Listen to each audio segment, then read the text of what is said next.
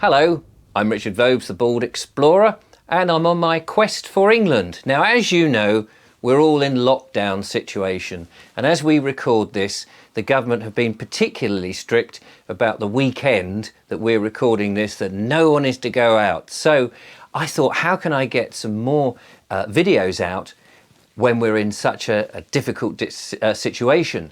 And then I realised I could, just by a bit of digital magic, talk to some of the people that I work with quite a lot. And today I'm going to be talking with Kevin Hall, who's in Midhurst. Hello, Kevin. Hello, Richard. Nice to be able to communicate with you in this, this new digital way that we've all been forced to do. Absolutely, isn't it brilliant? It is brilliant. We couldn't do this sort of 20 years ago. No.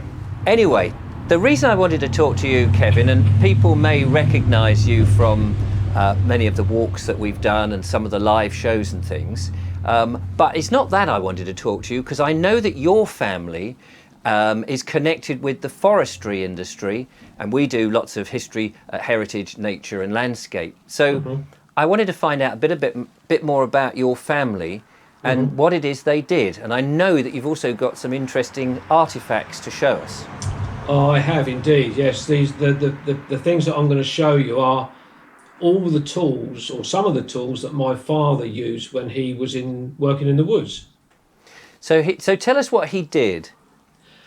My father, well, he came down south from Nottinghamshire in about 1950-51, married my mother, and my mother's maiden name was Ralph, R-A-L-P-H, and mother's family were timber merchants, and they worked,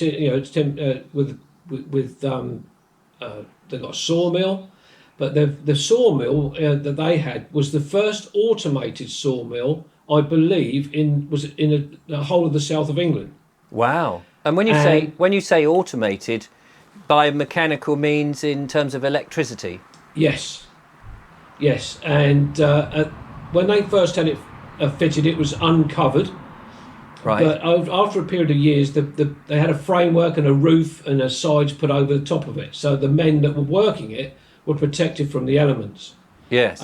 So that's where the main thrust was. But they also went out into making cutting sweet chestnut, and that's when my father joined the business, because he came down. He first worked at the old King Edward VII Hospital, but then joined my great-grandfather's business in about 1951-52. And is this in the Midhurst area? It was between Midhurst and Furnhurst on the 286 near a place called Henley Common. Right. And I've got a picture actually of what the yard would have looked like. Oh, fantastic! So that's the picture of the yard, with all its different elements to it, different sheds for different things. But all the woodland behind the yard belonged to them as well. So there's quite an extensive business. So they're cutting principally chestnut, you say. Now, what was chestnut used for? Chestnut was used for all sorts of things, and it could be cut. It could be used for making pea sticks, bean sticks. It can be used for making chestnut fencing, and also what they call post and rail fencing.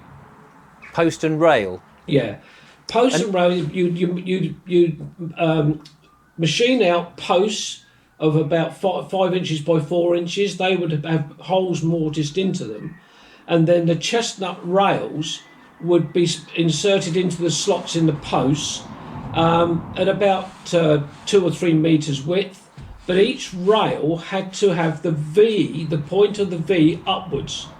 And that is because that would then throw the water from the rain off. So these are the fences that you might see in the countryside, around people's property or around farms, that sort of thing. Perhaps on the side of footpaths.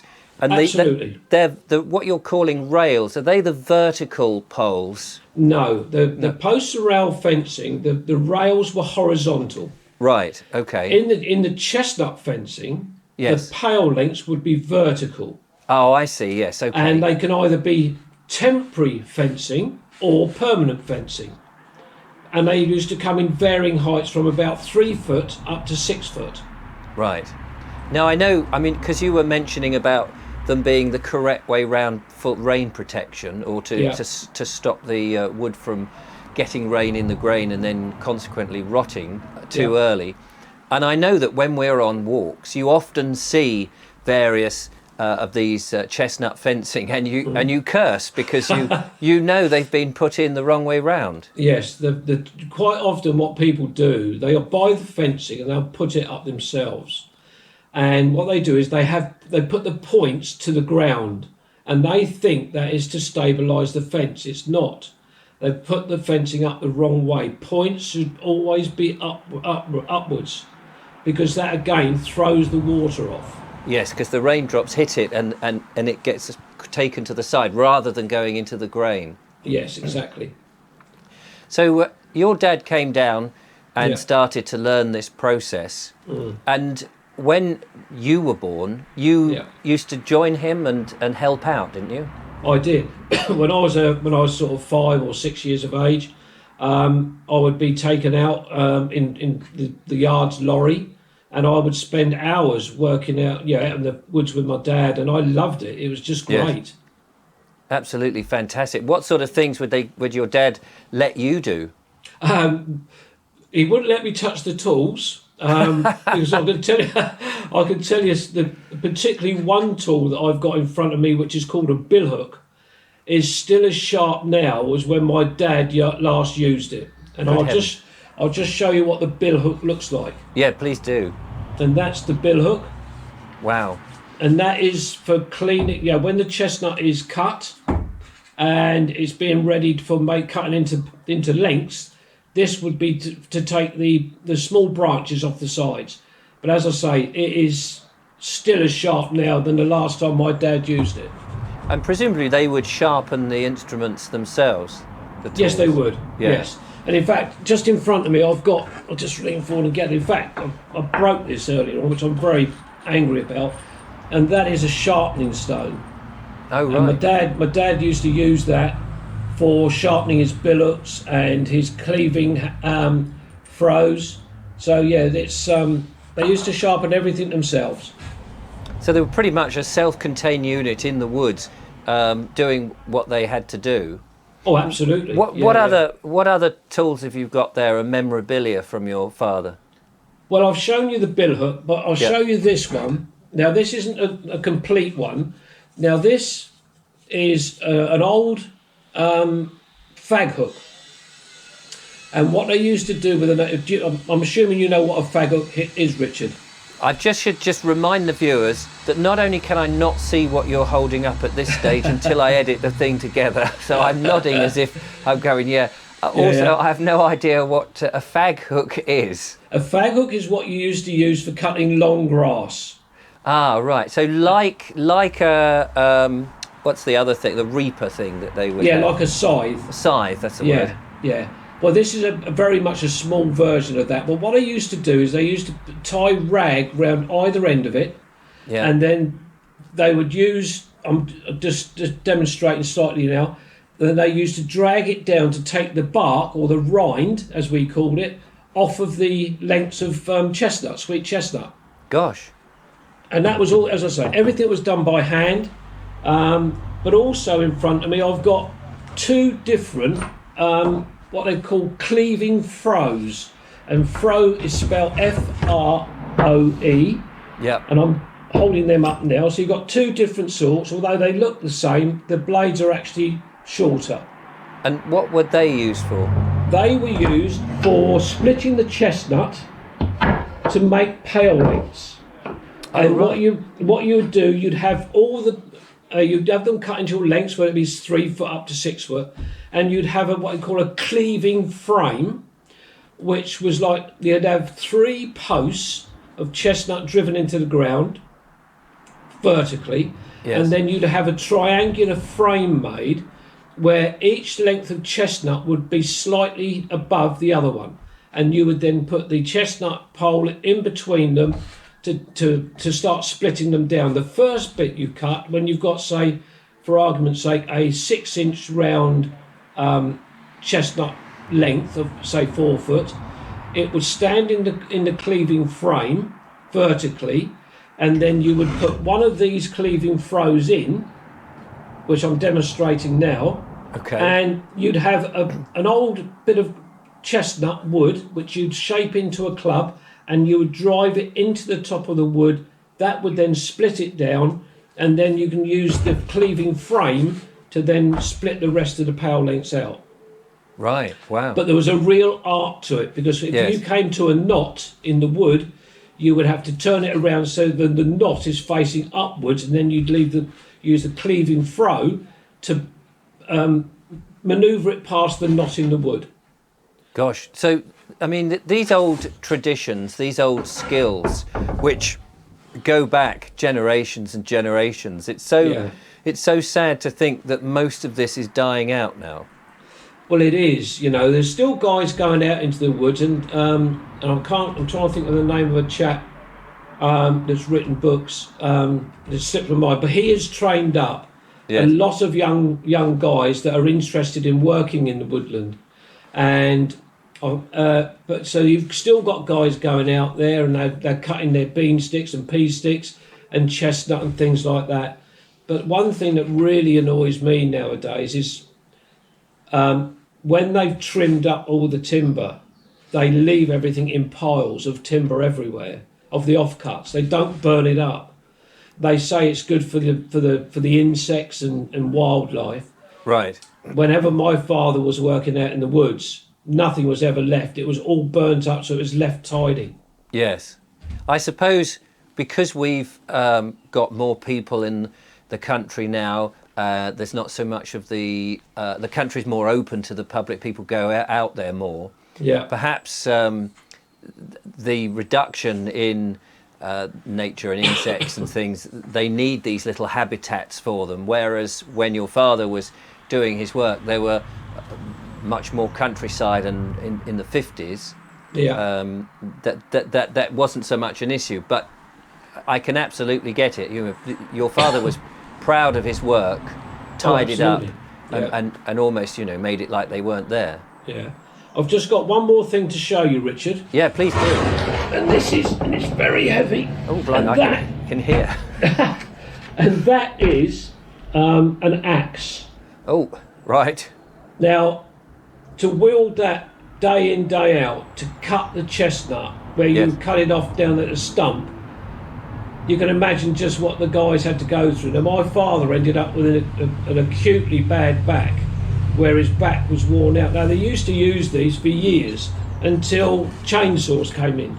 Right. And then that, then obviously that took over and made life much easier. But if you can imagine using one of those axes to cut just half an acre of wood, but they use these things day in and day out. To fell the trees. To fell the trees. Yes, and these trees, I mean, they're not small trees, are they?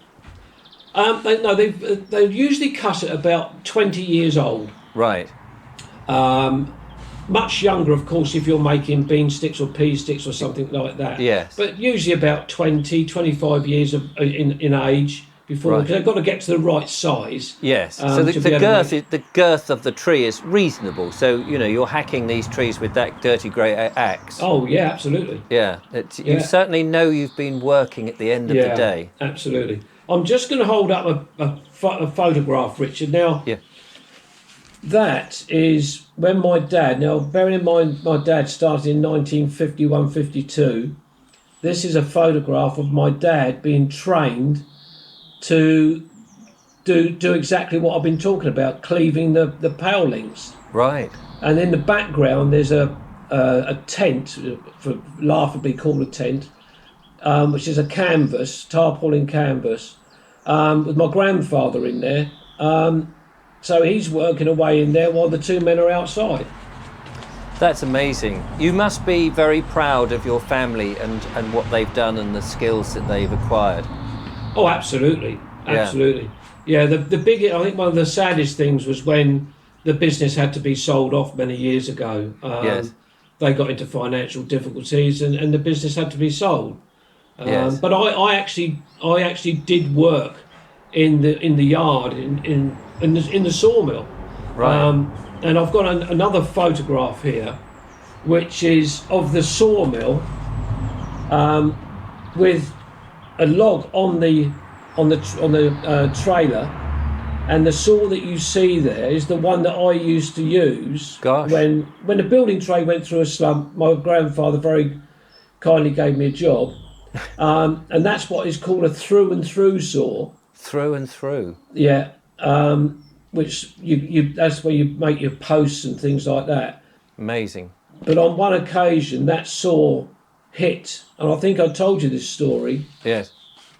We were cutting a large piece of oak one day, and all of a sudden, the saw just stopped. There was a huge bang, and it stopped. Well, we had to then cut the oak in position, shut everything down, and when we opened the log right up, there was a World War One bayonet inside the oak, which is what the saw had hit. A World War One bayonet. A bayonet in the tree. Good heavens. And it took every tooth off of the saw. Now, if you opened that saw up and you measured it end to end, it was 22.5 feet long. Wow. And each tooth was about 1.25 inches long, and it took every tooth off, clean back to the frame of the saw. Good heavens. And that was a steel bayonet that may or may not have been used in anger. Exactly, yes. Good heavens. Yeah. That is an amazing story. Well, we've overrun by our time, Okay. but that is fantastic. Kevin, it's been so interesting, and it's so lovely to be able to use the technology so that we can communicate this way and do stuff when we're all doing our social distancing. Absolutely. But yes, on behalf of myself and the viewers, thank you so much for sharing that with us. Not a problem, Richard. Thoroughly enjoyed it. And it's just nice to be able to get something like this down on a film, so it's kept for prosperity. Absolutely. Yeah. Well, if you've enjoyed the video, ladies and gentlemen, do give us a thumbs up. I'll put the link to Kevin's YouTube channel where he goes on his walks and Kevin's rambles. Give you a plug. And Thank you. I will be out. I'm hoping to do some more of these if this one works well and we get enough thumbs up, then that's good. Until the next video, thank you so much for watching. Bye bye for now. Bye bye. Bye bye. Bye bye.